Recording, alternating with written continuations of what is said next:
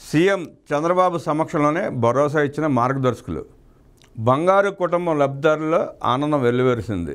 P4ని ఉద్యమంలా ముందుకు తీసుకెళ్తున్న సీఎం చంద్రబాబు నాయుడు. మార్గదర్శి బంగారు కుటుంబం కార్యక్రమంలో భాగంగా బంగారు కుటుంబాలకు ఎంపికైన వారి సమస్యలు విన్నారు. మార్గదర్శులను ప్రోత్సహించి బంగారు కుటుంబం లబ్ధిదారుల బాధ్యతలు వాళ్ళ చేతుల్లో పెట్టారు.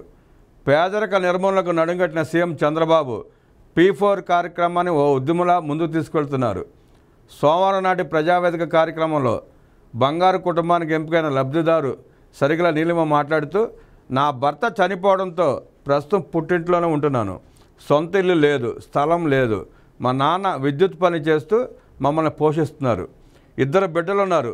నెలకు 8,000కు కిరాణా షాపులో పని చేస్తున్నా. 10వ తరగతి వరకు చదువుకున్నానని చెప్పారు.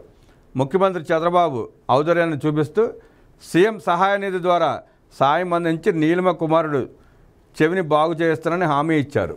మరో లబ్ధిదారు గొడవర్తి స్వప్న మాట్లాడుతూ, నాకు 2 పిల్లలు. నాకు మా మామయ్య కట్టించిన ఇంట్లోనే 4 కుటుంబాలు జీవనం సాగిస్తున్నాయి. నేను డిగ్రీ వరకు చదువుకున్నాను. మాకు ఆస్తులు పొలాలు ఏవీ లేవు. నాకు ఉద్యోగం ఇవ్వాలని కోరుకుంటున్నాను. నా భర్త సెంటరింగ్ వర్క్ చేస్తున్నారు. నెలలో కొన్ని రోజులు మాత్రమే పని ఉంటుంది. నా భర్తకు సెంటరింగ్ సామాగ్రిని సమకూర్చాలని కోరుతున్నా అన్నారు. ప్రజావేదిక సభలో మార్గదర్శి పిఐ డేటా సెంటర్ అధినేత ముప్పనేని కళ్యాణ్ మాట్లాడుతూ, 20 ఏళ్ళు అమెరికాలో పనిచేసి స్థిరపడ్డాను. భారతదేశానికి వచ్చి ఏదో ఒకటి చేయాలనుకున్న సమయంలో చంద్రబాబును 2014 అక్టోబర్లో కలిశాను. డేటా సెంటర్ పెడతానని చెప్తే ప్రోత్సహించారు.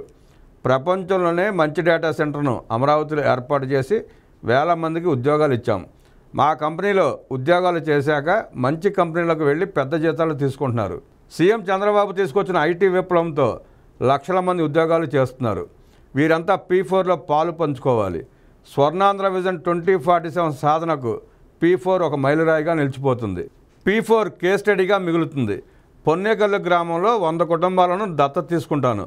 స్వప్నను మా సంస్థలోకి తీసుకుని నైపుణ్యం పెంచి క్లౌడ్ ఇంజనీర్ చేసే బాధ్యత నేను తీసుకుంటాను అని ప్రకటించారు. మరో మార్గదర్శి శ్రీ లతా పరమేశ్వరి స్పిన్నింగ్ మిల్ అధినేత సూర్యప్రకాశ్రావు మాట్లాడుతూ, మీ స్ఫూర్తితో స్పిన్నింగ్ మిల్ పరిశ్రమను స్థాపించాను.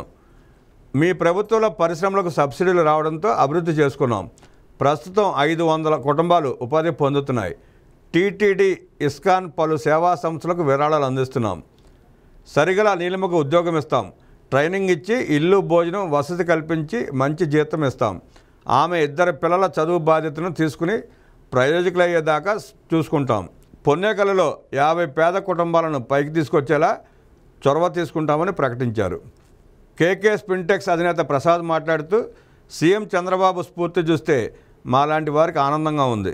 సీఎం పిలుపునిచ్చిన P4 కార్యక్రమంలో భాగంగా నైపుణ్యం పెంచి 10 కుటుంబాలకు ఉపాధి అవకాశాలు కల్పిస్తామని ప్రకటించారు. మరో మార్గదర్శి సుదర్శిని ఐ హాస్పిటల్ అధినేత రాజేష్ మాట్లాడుతూ, పేద కుటుంబాలకు సీఎం చంద్రబాబు ఇచ్చిన అవకాశాన్ని సద్వినియోగం చేసుకోవాలి. మార్గదర్శులు ఇచ్చిన చేయూతను అందిపుచ్చుకుని పైకి రావాలి. ఇన్ఫ్రాస్ట్రక్చర్ డెవలప్మెంట్ చేసేందుకు మేము ముందుకు వస్తాం.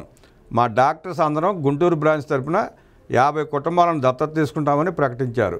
ఈ సందర్భంగా బంగారు కుటుంబాన్ని ఆదుకోవడానికి ముందుకొచ్చిన మార్గదర్శులను సీఎం చంద్రబాబు నాయుడు సన్మానించారు.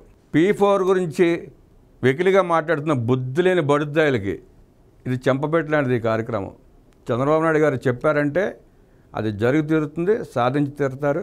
ఆయన అనుకున్న లక్ష్యాన్ని చేరే వరకు నిద్రపోరు, నిద్రపోనివ్వరు.